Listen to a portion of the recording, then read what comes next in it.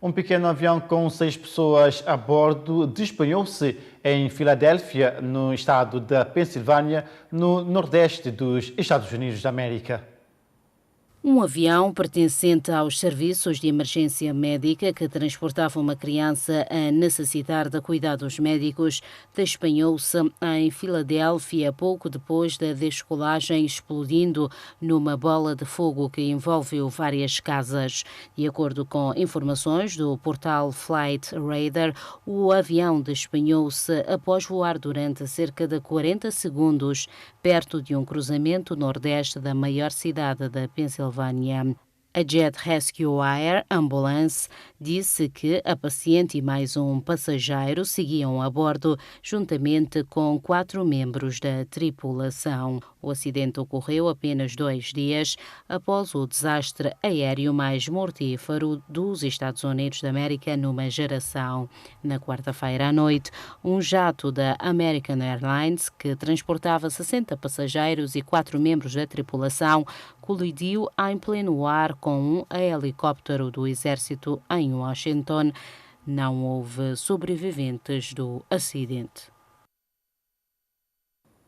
183 prisioneiros palestinianos foram libertados por Israel neste sábado, horas após a libertação de 3 reféns israelitas entregues pelo Hamas à Cruz Vermelha.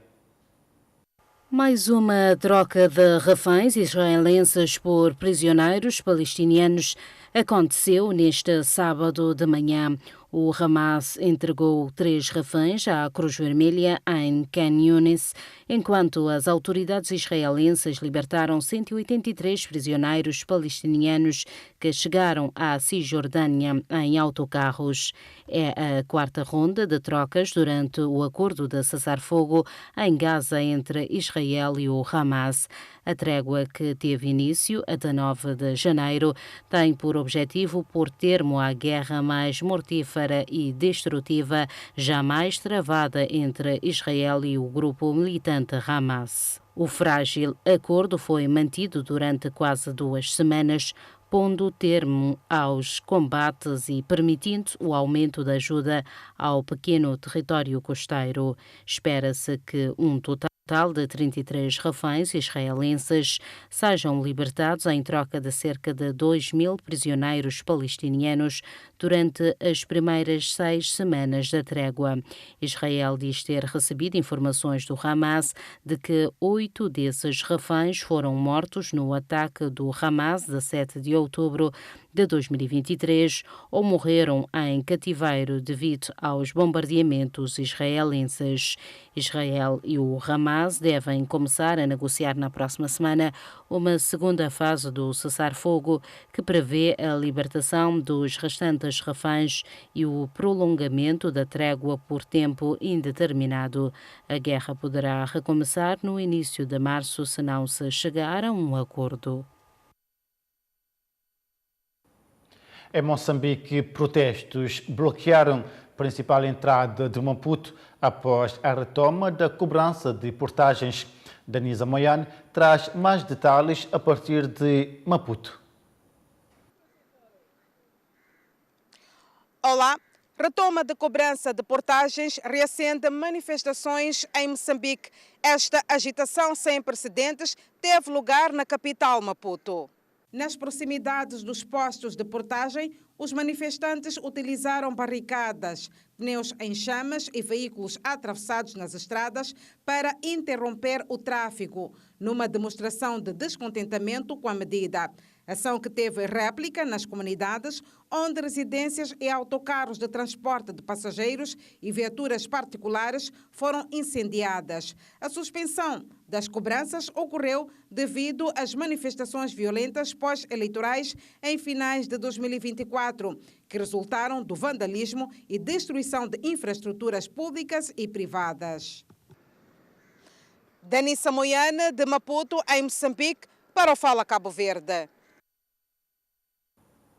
O presidente de Angola, João Lourenço, criticou a postura de líderes africanos que, segundo ele, têm agido contra os interesses do continente promovendo instabilidade e insegurança.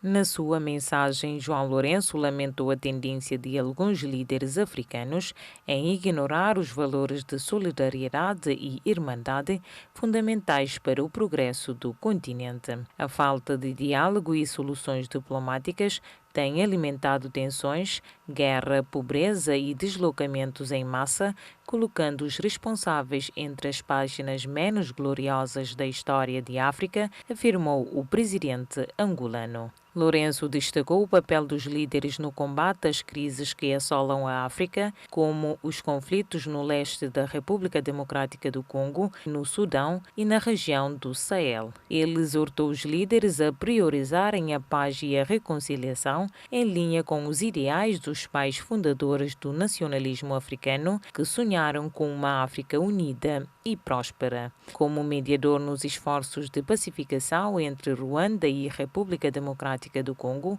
Lourenço ressaltou a urgência de resolver os desafios que o continente enfrenta, principalmente os decorrentes de conflitos armados, e apelou à reflexão coletiva para superar divisões e promover a estabilidade e segurança. O presidente concluiu a sua mensagem dirigindo-se aos irmãos e irmãs africanas, incentivando a união para construir um futuro mais promissor para a África. O novo governo de São Tomé e Príncipe vai revisar os contratos de modernização do aeroporto internacional e de produção energética da empresa de água e eletricidade. Os contratos com investidores turcos para a modernização do aeroporto Nuno Xavier e a produção energética da empresa de água e eletricidade passarão por auditorias internacionais. O ministro das Finanças, Gareth Guadalupe, afirmou que consultorias serão apoiadas e serão feitas sem custos elevados. Investidores aceitaram a revisão, reforçando a confiança na parceria. Os dois contratos assinados por 49 anos foi alvo de críticas pelo atual governo, o presidente da República, Carlos Villanova. A deslealdade institucional do anterior governo, liderado por Patrício Trovoada, para com a presidência foi uma das causas da demissão do anterior executivo. Tailândia proibiu a queima de restolho agrícola após um novo pico de poluição atmosférica que colocou Bangkok entre as cidades mais poluídas do mundo. Com níveis de micropartículas MP2.5 6 vezes superior ao recomendado pela Organização Mundial da Saúde, a capital tailandesa atingiu um nível de alerta laranja em todos os seus 50 bairros. O governo ordenou às províncias que apliquem a proibição de queimadas, ameaçando com sanções para quem não cumprir. A queimada de restolho é uma prática comum entre janeiro e abril, agravando a poluição durante a estação seca. Mais de 1,1 milhões de máscaras foram distribuídas para proteger a população, enquanto medidas adicionais buscam conter as emissões de veículos poluentes. Noruega apreende navio com tripulação russa no âmbito de uma investigação sobre danos em cabos no Mar Báltico. As autoridades de Noruega abordaram um navio com tripulação russa por suspeita de sabotagem e envolvimento em danos a um cabo de fibra óptica entre a Letônia e a Suécia. A polícia local que estava a investigar o caso confirmou que o navio Silverdania foi inspecionado a pedido das autoridades letãs. A tripulação está a ser interrogada enquanto buscas continuam a bordo. O armador norueguês Silversia nega qualquer ato ilegal, afirmando que a embarcação apenas navegou perto de Gotland sem lançar a sua âncora. As autoridades europeias suspeitam que a Rússia tenha usado sua frota fantasma para sabotagens de infraestruturas submarinas, uma possível resposta às sanções impostas após a invasão da Ucrânia em 2022.